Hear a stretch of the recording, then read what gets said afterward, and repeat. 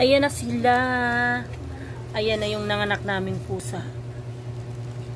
Ayan na, malalaki na po.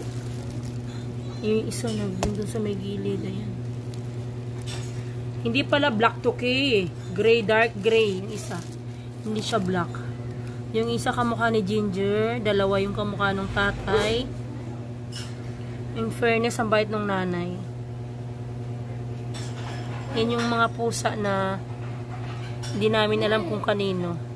Bigla na lang, nandito na lang din sa loob ng bahay namin. Kaya, ayan, inampon na lang din namin hanggang ito. Buntis na. Ang bait ng nanay kasi, magpapadede siya. Ang cute ng mga pusa. Nalaki na nila.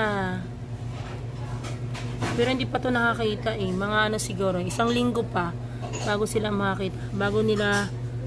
Bago ma-open yung kanilang mga mata. Dede lang ng dede. Ginawa siya ni Lenlen ng kulungan na yan.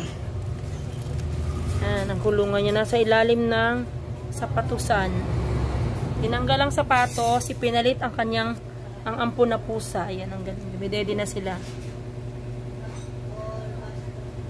Hala, nadaganan yung itim K, yung parang gray.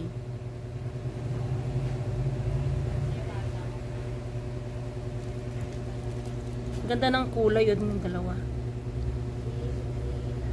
Dede ng dede. Yun lang muna mga palangga.